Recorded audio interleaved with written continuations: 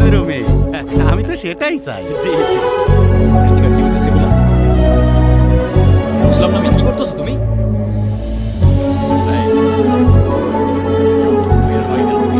এক মিনিট, আমি ঋতিকার সাথে কথা বলতেছি।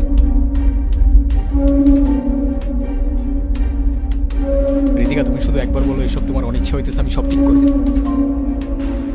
এটা করো না ঋতিকা, না তুমি ভালো থাকবা না আমি। আরে আজব কিছু বলতেছো না কেন?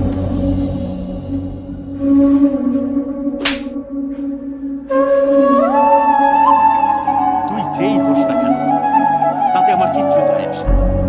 তোর অনেক ক্ষমতা থাকতে পারে, কিন্তু এটা আমার বাড়ি।